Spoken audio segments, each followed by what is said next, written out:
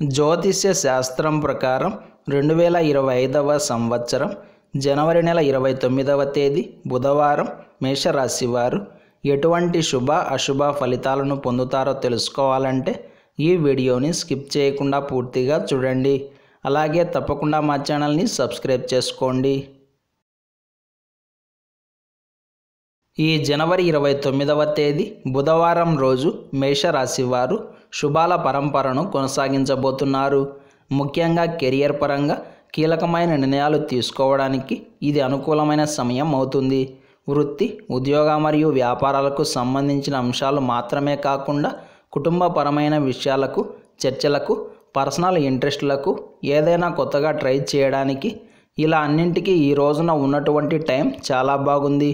అందుకే ఈ సమయంలో మీకు కొత్త ఆలోచనలు మనసులో మెదిలే అవకాశం ఉంది.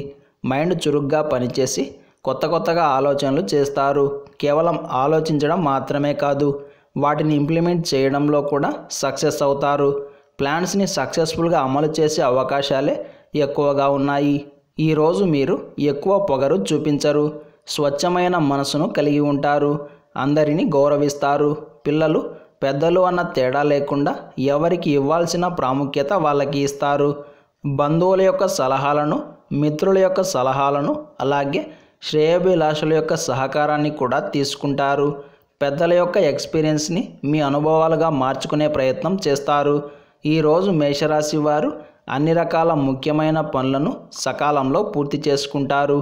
ఏ పని చేసినా తెలివిగా, సమర్థవంతంగా పూర్తి చేస్తారు. వాదోపవాదాల్లో మీదే పైచేయి అవుతుంది. గొడవలు పెట్టుకోవడానికి, శత్రువులను మట్టి కల్పించడానికి, సరైన బుద్ధి చెప్పడానికి ఇదే మంచి సమయం అవుతుంది. విద్యార్థులకు కాలం అనుకూలంగా ఉంది. ఈ బుధవారం రోజు మేషరాశి వారు నలుపు రంగు దుస్తులను ధరించకండి. విష్ణు సహస్రనామ స్తోత్రాన్ని పారాయణం చేయండి.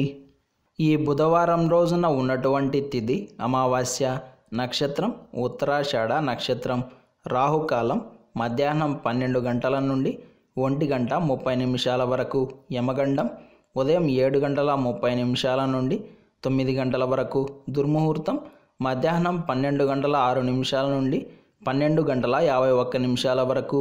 అలాగే ఈ రోజు యొక్క శుభ సమయాలు సాయంత్రం 5 గంటల నుండి 5:35 వరకు.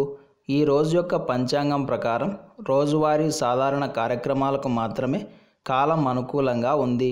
ఈరోజు మీరు చేసే పనులు సవ్యంగా టైంకి జరగడానికి ఉదయం 6 నుండి 8 గంటల సమయం మధ్యలో ఓం నమః శివాయ అనే పంచాక్షరి మంత్రాన్ని 108 సార్లు జపం చేయండి. ఇలా చేసి దినచర్యను ప్రారంభం చేస్తే అంతా శుభమే కలుగుతుంది. ఈ బుధవారం రోజు పద్మక యోగం వచ్చింది కాబట్టి నదీ స్నానం, దానం, తర్పణం లాంటి పనులు చేస్తే అక్షయమైన పుణ్యం కలుగుతుంది.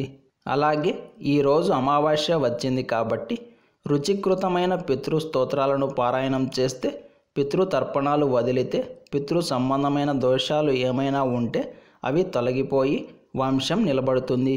యమాష్టకం పారాయణం చేస్తే ఆకస్మిక మరణ గండాలు ఏవైనా ఉంటే అవి కూడా తొలగిపోతాయి. ఈ బుధవారం రోజు మనమంతా ఓం కాత్యాయని దేవ్యై నమః అనే మంత్రాన్ని పదే జపిస్తూ ఉండాలి. ఈ మంత్ర జపం వలన వివాహ ప్రాప్తి కలుగుతుంది.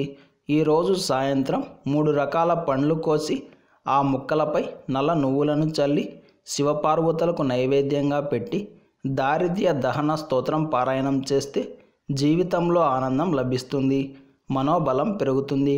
ఇలాంటి సమాచారం ప్రతిరోజు మీకు వీడియో రూపంలో అందాలంటే వెంటనే మా ఛానల్ని సబ్స్క్రైబ్ చేయండి.